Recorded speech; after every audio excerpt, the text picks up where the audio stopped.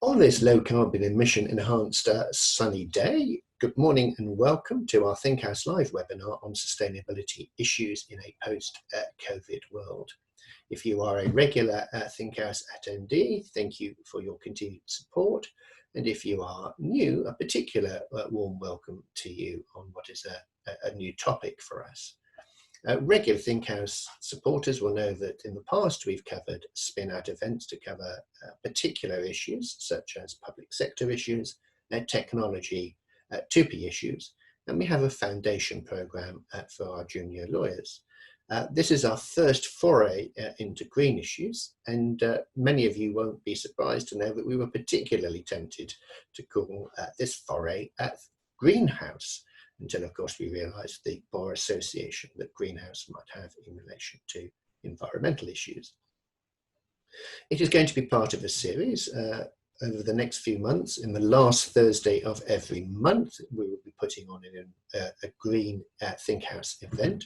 And we've got a number of topics lined up, including climate change trends in litigation, green supply chain issues, and green issues arising out of cross-border trade.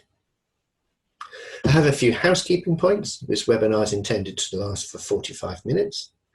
We are recording it, and after it has been edited to cut out dogs barking and birds tweeting and children running around the house, we'll be sending it out as a link next week for you to share with your colleagues. And finally, there's a short survey at the end of this webinar, which we would appreciate if you could complete, as any feedback as to how we can improve these webinars would be much appreciated.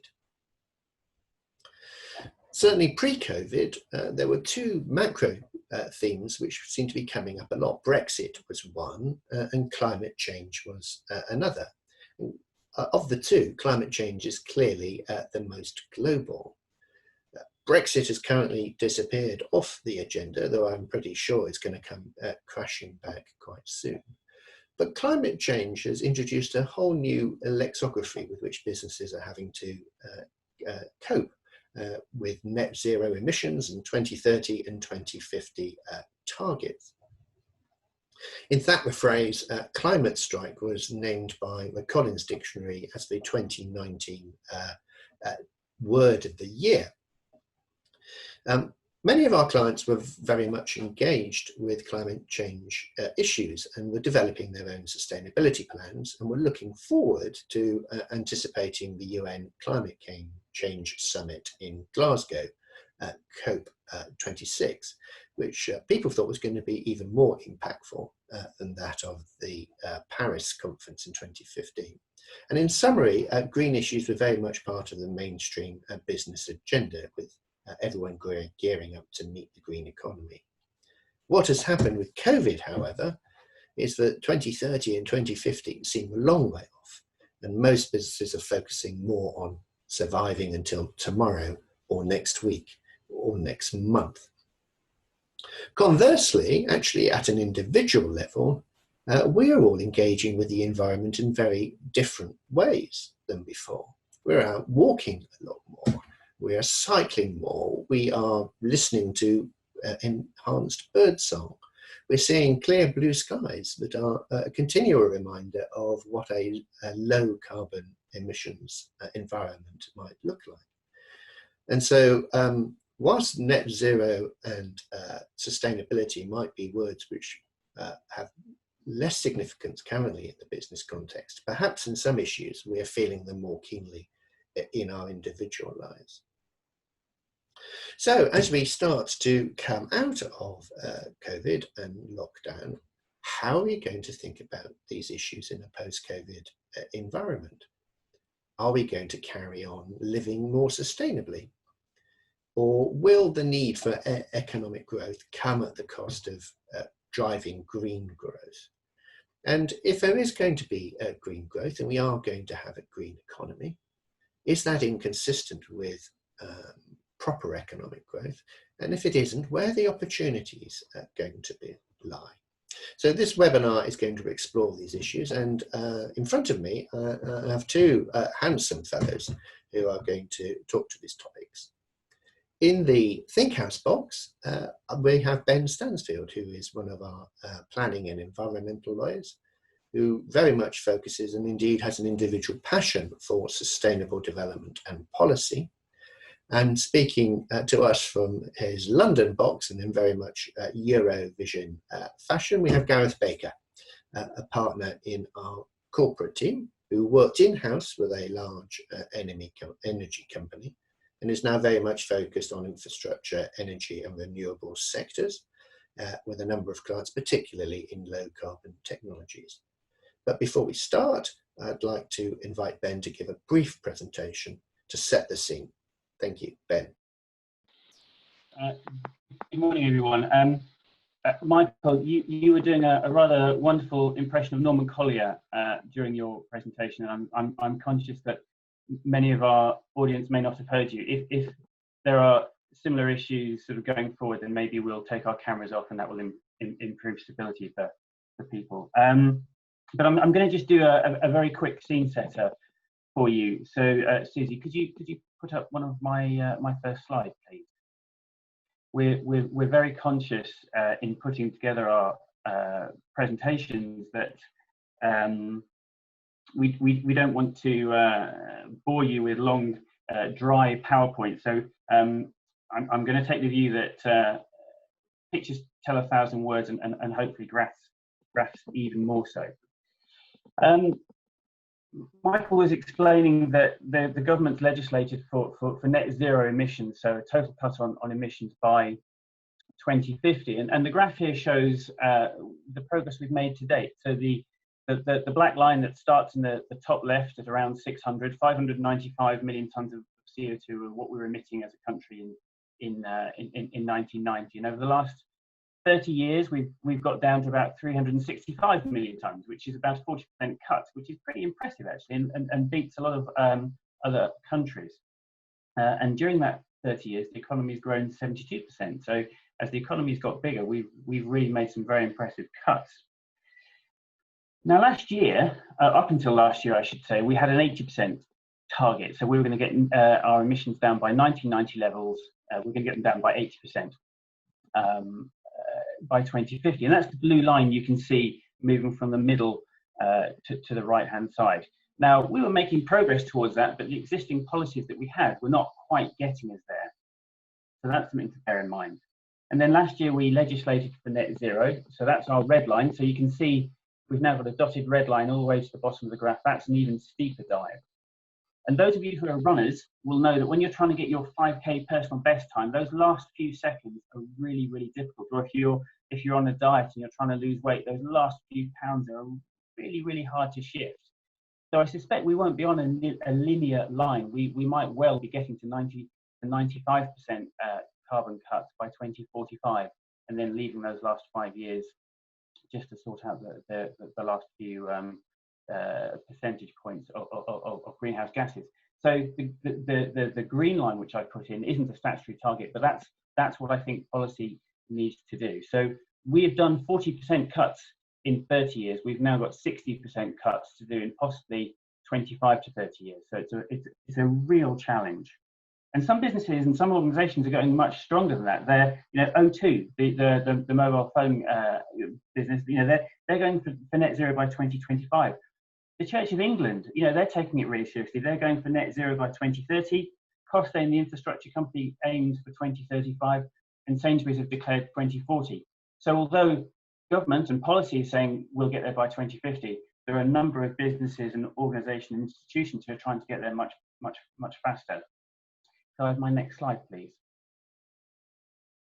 So just to show you what cuts we've made so far and what cuts are still to come.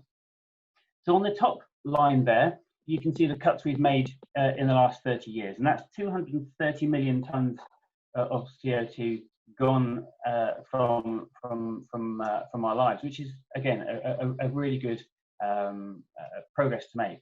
And you can see that those different colours mean represent different sectors. So the power sector has cut 137 million tons of CO2 by going to renewables. Much of that has come from solar, a little bit from biomass, and a really substantial amount from offshore wind. But as you can see in the bottom line, the CO2 cuts, which we've still got to do, the power sector's got another 66 million tonnes to go. But more than half, 60% of the cuts that we've made in carbon so far have come purely from power. And actually, I've checked this morning, and the current stats, gas is around 29% of the power generation we've got so far. Nuclear is at around 20. Solar, I think, is in the 15%. Wind, it's not very windy today, so we're only at about 8%. But the vast majority of our power is coming from low carbon sources currently. So what have we got to do in the next 30 years? Look at the bottom bar. Power, still got a bit more to do, but the easy wins, the offshore winds, the solar, that made a good start there. The purple or maroon is transport. We've only cut 2 million tonnes of CO2 from transport. We've got another 123 to go. Aviation will struggle, certainly long haul, but we've got a lot to do in cars, private cars, light goods, heavy goods, vehicles. Shipping is another big one, and trucks as well, and buses, things like that. So there's a lot to do there. The red is business, good progress being made there.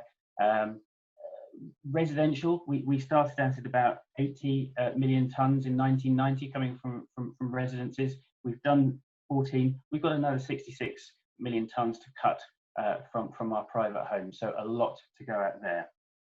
And we mustn't forget that sustainability. We talk about net zero. That's greenhouse gas emissions. But sustainability means much more than that. It means improving biodiversity. It means taking microplastics out of our water. It means taking chemicals out of land contamination. It means dust particulates and particulates from tyres and exhausts out of the air. So there's so much to go at in the next 30, 40 years that we'll be going from, in the 1980s, we had greed is good, and hopefully in the next few years we'll be going to green is good. So hopefully that sets the agenda for what Gareth and I are about to talk about. Michael, back to you. Well, hopefully this will work a bit better than the introduction. Some might say with me cutting in and out, it's an advantage, not a disadvantage, but we'll try anyway. Probably a question, really, if I may, to Gareth to kick things off. I mean, during this crisis, as I say, looking out the window into this glorious morning, do you think we've had a bit of an insight as to what a sustainable future might look like? Thanks, Michael. Perhaps we have. Two very quick comments. One, I think the line stability was actually very good in that last bit. So I think the switching off videos thing is working. And secondly, I was also having a moment of personal reflection as Ben was talking about, losing those last few pounds in a diet and going in the right direction. It would be nice to go in some kind of right direction on a personal level, but there we go. So, I think perhaps we have seen, some different features which have given us some signals. I mean, clearly there's been in the short term, a really significant drop off in demand for power as businesses have had to go into lockdown. We've seen low oil prices. We've seen negative oil prices. The question, I guess, there is whether those are temporary things or whether they are long-term things. We don't yet know the answer to those. They have the feel of the more temporary, whereas others perhaps are a bit more long-term. So what about the fact that we have all changed our travel patterns quite significantly in this short-term period? Is it something that we're going to see as a much more significant change, particularly in the way in which we commute to our workplaces or other places? Feels to me like there could be a longer-term change there that will have implications for our energy usage. It will have implications for our air quality, for example. And I'm thinking that the other thing that not everyone has had during this period, but some have, is time, really. Time to pause and consider how they have lived and balanced everything in their lives up to this point. Has there been a moment of assessment? Has there been a moment of reflection? Certainly on local issues for them, but also the trend that had been so successful towards globalization, which has been really successful. But, has that globalization, at the very least, if one looked at it negatively, enabled transmission to a much quicker degree than it otherwise would have happened, or that otherwise would have happened had it not taken place. So are we able to be globally sustainable? The bigger macro issues, have we been reflecting on those? So I think definitely it's part of the conversation now. We'll see if the short-term changes do unwind themselves, but I think some of the longer-term ones that I've identified are probably here to stay. And Ben, do you think the current crisis is showing that the UK is on its track to net zero in accordance with its timeline? I think we've made really good progress. I think the 40% cuts that we've made so far are really positive. I think we're well ahead of the EU, which I think is overall at 23%. But then that's because they have got some countries like Poland who are very heavily reliant on coal and what have you. So against our other countries, we're doing a good job. Carbon emissions have dropped, between 4 and 8%. It's estimated during the crisis, and if we were to make cuts of 4 to 8% year on year, we'd crack this really quickly. But that's not reality. As Gareth said, we don't want to be living monastic lifestyles. We're sociable creatures. We don't want to be hunkered down in our homes. We want to be out driving to the park or to visit family. We want to be going on holiday. We want to be eating nice foods, going to restaurants, going to the cinemas. We need to be getting out there. And so the trick is that we need to be at net zero emissions, doing all that kind of stuff. So proving we can do it in lockdown is great, but we're probably only at 50% emission reductions, even during the lockdown, because there's the retailers, big business, still needs to do much more. So B+ so far, but more to do. I would have been very happy with a B+ at school sometimes, but that's fair to say, Ben, particularly around chemistry. But we probably all, in relation to climate change, very much focus on our individual actions. It's certainly the way I tend to think about climate change. But query, is individual action enough? And exactly what role do businesses and institutions need to play? And if I can start perhaps with views from Gareth, please. Thanks, Michael. Yeah, I'll give some observations and then pass over to Ben. So we all have a role, clearly. I think we should commend businesses for recognising well before COVID that this is an issue that they should be interested in. And a lot of businesses have made significant strides to respond to both consumer demand and also the messages that are coming out of government about this being, a critical and important thing that they need to engage with. And we've seen some very eye-catching statements from organisations who have set aspirations to be carbon neutral or even carbon negative. But I think we do need to recognise that not all businesses will have the resources to make such strides. Not everyone is an Apple, a Google, or an Amazon or equivalent. So there is some need, I believe, for greater facilitation in order to help the next tier get engaged with this in a bigger way. And I think there is interest and support for that to happen. So I think there's more to unlock, but I think there's a willingness to engage there. Institutions are really interesting. I think we have seen, particularly those that control the money, and there are some very significant institutions who do that, names in business that we would know, but also names that wouldn't be so obvious, for example, like the church, which has huge amounts of investments. They have given signals that they have come out or they are going to commit to come out of those industries which are perhaps incompatible with the broader environmental and social agenda. And I think the mobilization of capital out of one area and into others is going to be the real driver here, which is going to see a shift at the business level. So those are my thoughts, I guess, on the sort of the financial institution aspects. Ben, you might have some other thoughts on how other institutions have a role to play. Yeah, I think individual action is really important. I think it's easy for us to sort of say, "Oh, it's just one of me. What can I do?" But we can eat plant-based foods. We can take surface transport on holiday. We can compost more. We can work from home more often, and we can do Zoom calls, Zoom webinars rather than in-person events sometimes. So you aggregate a lot of individuals, and you get a real movement. And Greta Thunberg started out as a one-person strike, and as you said earlier, she got climate strike to become the Collins Dictionary word of the year. So individuals have a really important role to play. Gareth talked about the Church of England, but another example is the University of York. Students there lobbied the University of York and said, we want your investment policy to be different. So the University of York divested its investments in fossil fuels. The Royal Shakespeare Company, another really well and famous institution, has parted ways with its sponsor BP after sort of 10 years. So again, a lot of individual action can be really powerful. And then just one more point on business. Businesses are really big, powerful consumers.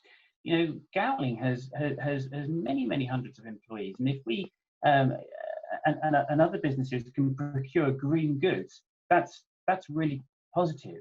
We set the market. We can go for an electric fleet. We can buy green energy. We can ditch plastic cups. We can do all of these things as businesses that have a really significant impact. So individual action isn't enough, but with business, we can get there.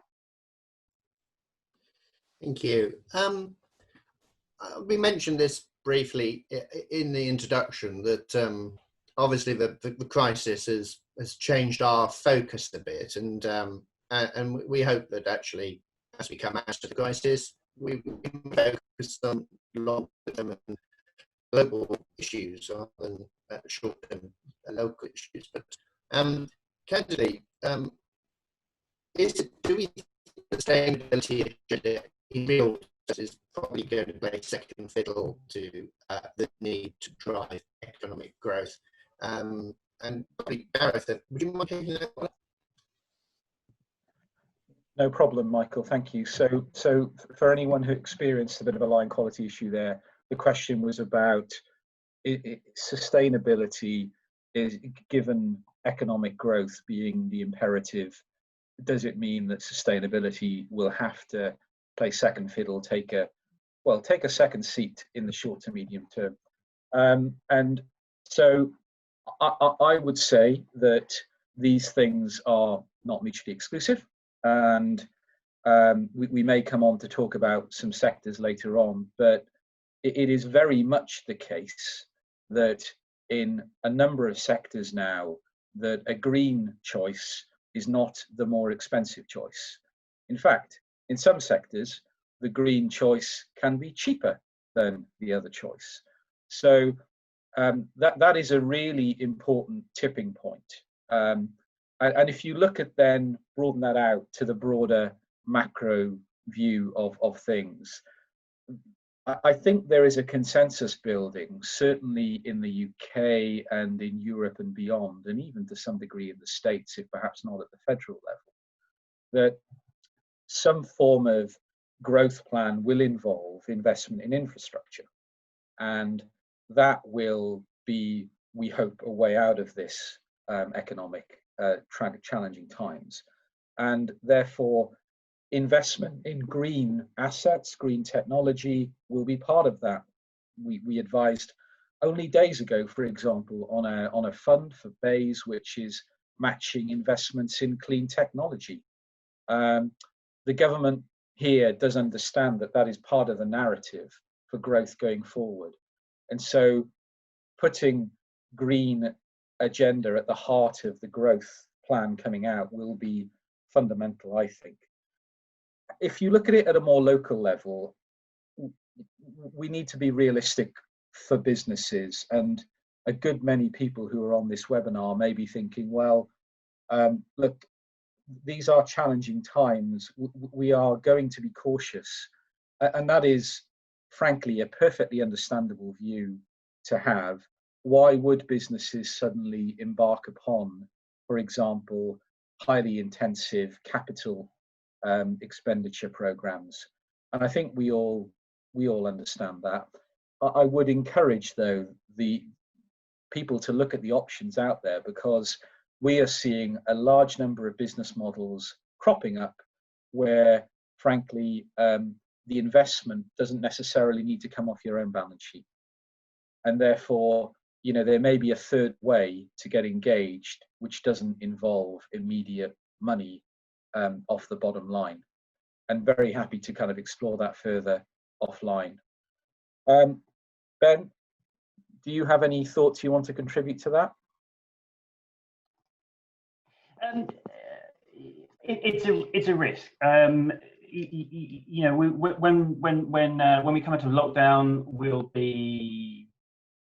some of us will be piling into public transport, or actually many of us will want to go in our own car. So I think sustainability issues could take a second seat in the short term. But I hope that's a blip. And obviously we have cheap oil price at the minute, which is probably as a result of industry shutting down globally, or certainly cutting back. So again, that may be a slight worry for a short time. But I think these will be only very temporary blips. I don't think it's going to be a long term. I think there's enough clamour out there, enough voices saying we want a sustainable growth. So I'm confident from that perspective.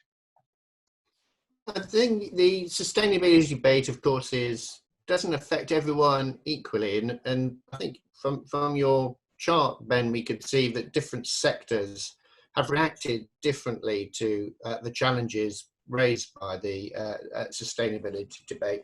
Which sectors, Ben, do you think are really leading this on this issue, and who will be the leaders of the future? Yes, we saw from the graph that you know, the power sector has been streets ahead. It's a lot of that has been down to government subsidy in terms of, you know, the deployment of green energy due to renewables obligations, feed-in tariffs, and the like. But there've been some really inspirational figures within that industry. So, you know, someone like a Dale Vince at Ecotricity, you know, really passionate about the environment and really keen that the industry meets the challenge. So power has been, as we know, a really obvious one. Real estate has been a sector that sort of really excited me in the past 18 months or so.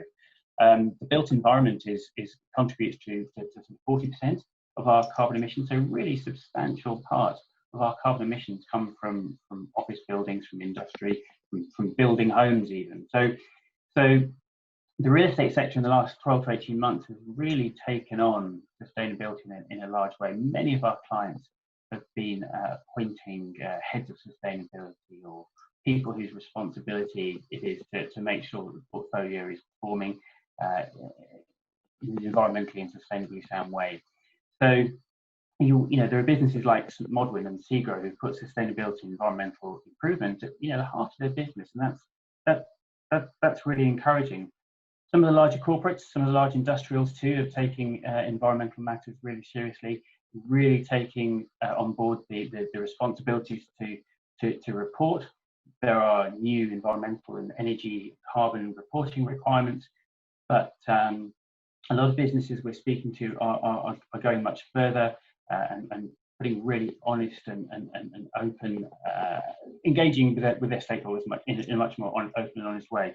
And I think that you know, a good lawyer or a good sustainability professional is a bit like a bee to continue the biodiversity thing. You know, we go from client to client in different sectors, and we pollinate each one, and we talk about what other clients are doing in other sectors. And the best practice is being shared really well at the minute. Clients aren't keeping their sustainability secrets to themselves; they're sharing that information amongst each other. And so there's a lot of work we're doing, not just in education, but just in guiding clients through that process. It's really positive. We're not getting pushback. Clients want to do this stuff. We've got a large array of. I'm just looking down our participant list. We've got a large array of sectors represented in today's audience, and I think that one of the things is climate change and climate change regulation in particular has been sort of something very compliance there, but actually there's an opportunity coming out of what climate change is driving. What do you think the opportunities can lie in the economy? That's why I might start with you, Gareth, one of our as head of energy, and but obviously energy is one of those big areas where I'd expect there to be opportunity. Is that true? Thanks, Michael. Yes, there are. I mean, I won't repeat the ground that has been covered by Ben, but clearly in the power sector, it's been a great news story so far, and that has been supported to a large degree by subsidy. But it's worked, and we've created really a whole new industry that didn't exist before, which we should feel proud of. I think that, well, and what I would say further on that is if those who, well, a bit like me, a bit of an energy geek who looked at how we were doing over the weekend, a combination of, well, lower activity, a lot of sunlight, and also high winds. You know, this country was consuming more than 50% of its electricity from renewable sources. 10 years ago, that would have been unthinkable, frankly. So there's a huge amount of work that's been done in that sector. The point I made earlier, though, is that this sector has learnt to thrive and adapt without subsidy. And what's really exciting now, particularly the supply chain has responded, and we're going to see a second wave that we would want to see, which is of more renewable technology coming onto the system. And that is going to happen because the economics make sense that it will happen. And I think that will create brand new opportunities for lots of other sectors like construction, like hospitality, like tech and data. The challenge of managing and going from a system of very few concentrated electricity assets to distributed generation around the country is a huge challenge to balance. And so I'm confident that we're going to see lots of different new business models cropping up, meeting that challenge, particularly, I think, in data and tech. Heat is an area that has been much more difficult for us. Looking at Ben's graph, I think it doesn't register as much. We continue to have a very close relationship with our central heating systems. Gas is something that is fundamental to how we heat our homes. We are not a country like the Nordics that have a lot of heat networks. So weaning ourselves off that is going to be harder. And I see that we will make two immediate changes. One is looking at how we decarbonize our heat network, and some of the distributors are doing that by, for example, putting hydrogen into the system. That is a really good start and will make impact quite early on. I think fundamentally, our homes, our businesses, we will be moving away from gas boilers. We will see more electrification. I think we will see more use of things like heat pumps coming in. And again, there will be a whole new raft of opportunities for supply chain services companies cropping up around that, I believe.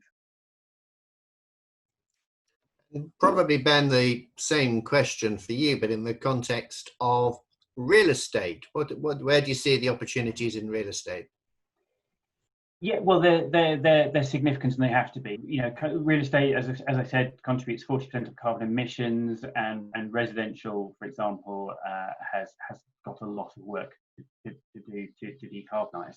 And if you look out your window after this webinar, you'll see buildings all around you. 80% of what you see will still be here in 2050. So this isn't just thinking about what we're building tomorrow or the week after. Actually, the bigger opportunities, the bigger plays is retrofitting, making green what we built yesterday and in previous years. So in terms of construction, we're going to be looking at low carbon materials, so less concrete, more timber frame, looking at how we can design our buildings much better, so more flexible spaces, so we don't need to keep demolishing and rebuilding. If we have future pandemics and we're not working in offices in the same way, can that space be flexed? If we're not using the high street, can we use that space in different ways? Looking at design, so we have more passive heating, so less reliance on air conditioning, which again, from a pandemic perspective, is going to be important, because that will that's an issue for all of us as we want to reopen offices. But also from an energy perspective, we need to be less reliant on air conditioning. Bringing the construction industry takes obviously a lot of materials to site. That's 20% or so of the carbon footprint of a building can be during the construction phase. So that's something we need to look at as well. So whether we start looking more at modern methods of construction, where we make pods and then bring them to site and assemble, rather than using a lot of bricks and mortar. As I said, retrofitting, really important. So we're seeing, a lot of property companies, a lot of businesses think about innovation, how we can retrofit, how we can do more tricky carbon reductions. Changing light bulbs is one thing, switching to renewable energy supplier is another. But there are some harder, more difficult things to do along the way. As Gareth said, we might need to look at air source, ground source heat pumps, that kind of stuff. I guess the harder thing is residential. You can make a home green quite easily. You can put your solar panels on there. You can put some, domestic electricity storage there. You can improve insulation, or what have you. But all that comes at a cost. And so, homes are expensive to buy as it is. We know that.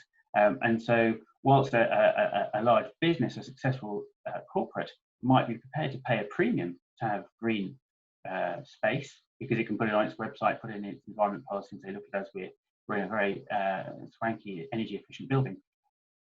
It's harder for individuals to pay an extra 5-10% on top. So I think the government's probably got to do something around that, whether it's going to be stamp duty reductions for the green homes, or providing subsidies or greater access to funds for green retrofitting. I think there's a lot to be done around there, and a lot of opportunity.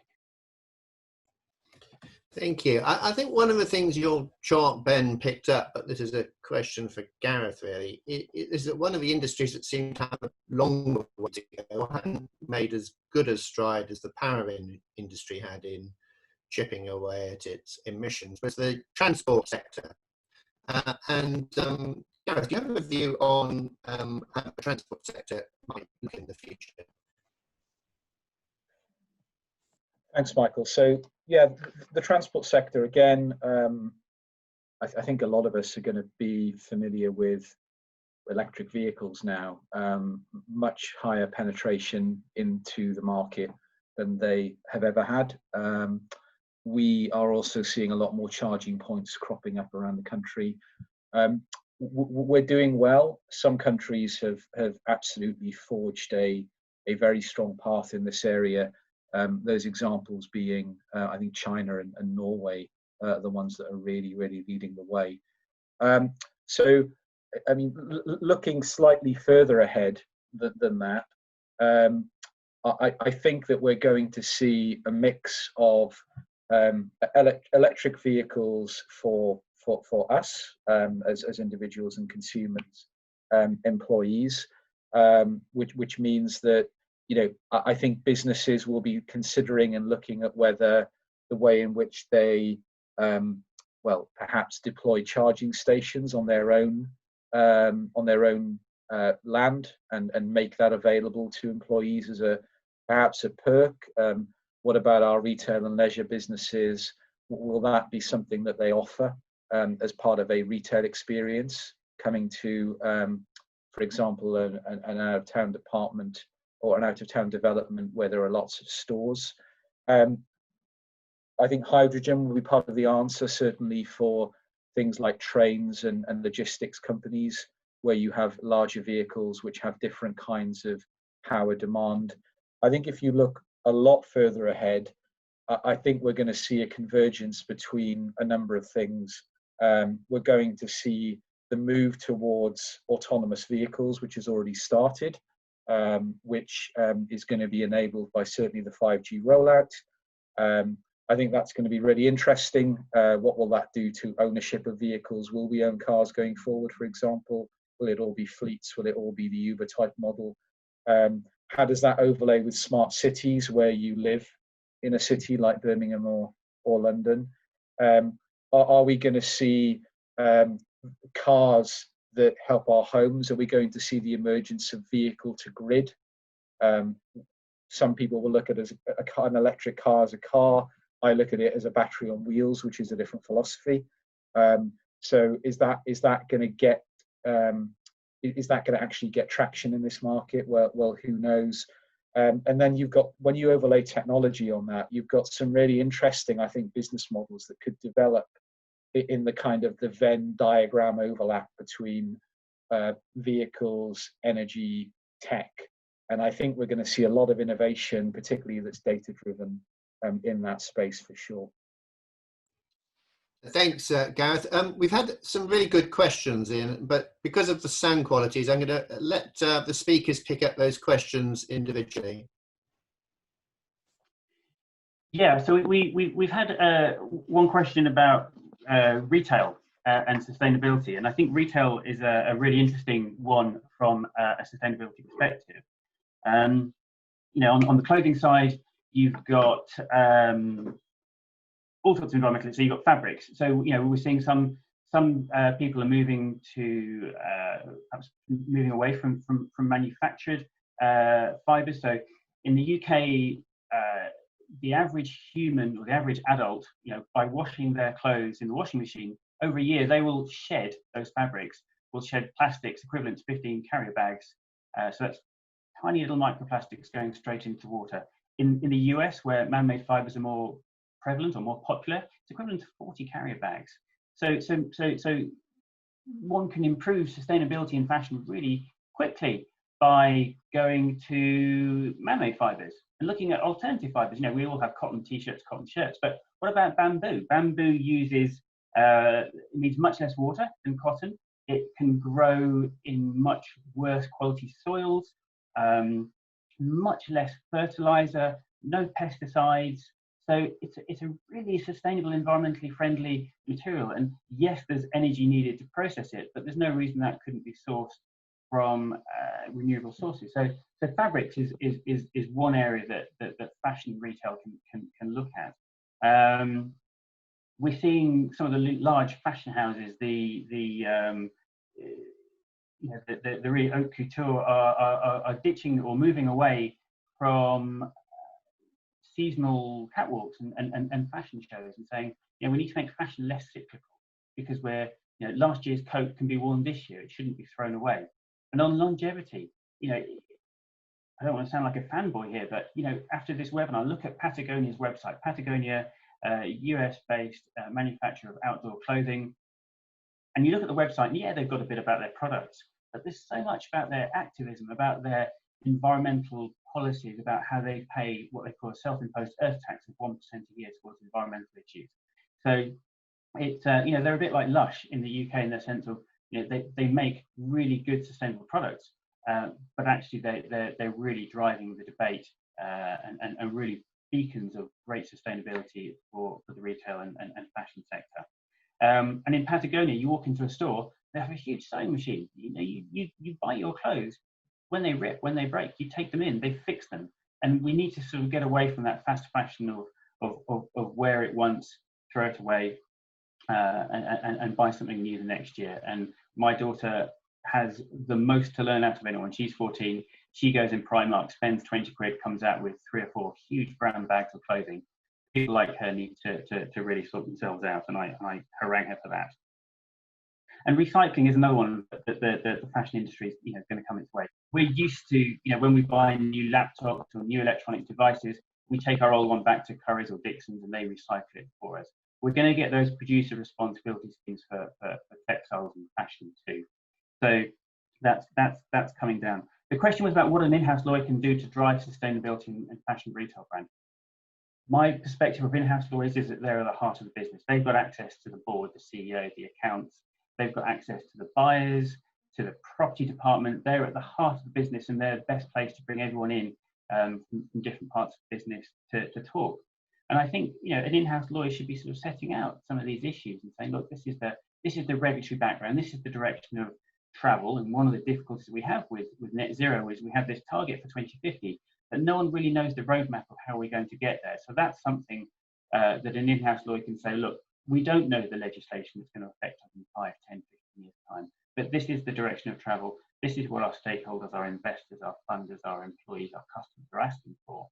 So these are the questions, you know, you should be going to our suppliers. So, you know, to the buyers, go and ask the suppliers, what are they asking? What are they doing on renewable energy? What are they doing on sourcing, on pesticides, and how they're treating the fabrics, and what can we do better? So I think, you know, there is a really important role for the in-house legal. Thanks, Ben.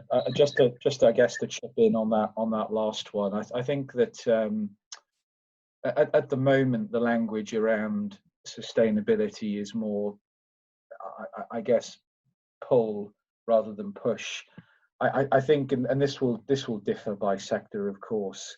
There is a real longer term fear about the risk of businesses being exposed to stranded assets or equivalent concerns. So this starts to travel into the area of risk mitigation, which boards are generally much more alive to, and have been, well, certainly over the last decade. So I think that a way into the conversation is perhaps presenting the topic under that guise and in that narrative. And of course, if anyone on this webinar wants to explore that in a little bit more detail, we're happy to do that offline. But I think that is something that perhaps is going to get engagement at that board level, and frankly is about safeguarding the core business, which tends to be language that the exec will understand. So I think you know, that's quite a high level answer, but we can get more specific certainly by sector or business. I think that we have covered the questions on the Q&A, but it may be that those on the line haven't had a chance to raise all the questions that they would have liked to. And of course, we welcome any follow-up questions following this. And looking at the time, I think we're just about only marginally over. So I think all that remains in terms of wrap-up is to say that thank you very much for your time this morning and joining us for the webinar. We will be sending around a short survey, and we really would welcome your feedback, certainly on any technical aspects that we can improve on, but also this is the first of a series, and there is an opportunity to influence ground that we will cover in other webinars. So please do let us know if there are particular topics or subject areas that are of interest or relevance to you and you would like us to pick up in those future webinars. We do really welcome that feedback. It is very, very useful to us. And as I said earlier, if we didn't get a chance to cover any of your questions or those that you would have liked to cover, please do get in touch with us by email. And we hope and look forward to seeing you on a future webinar. Thank you very much for your time. Thank you.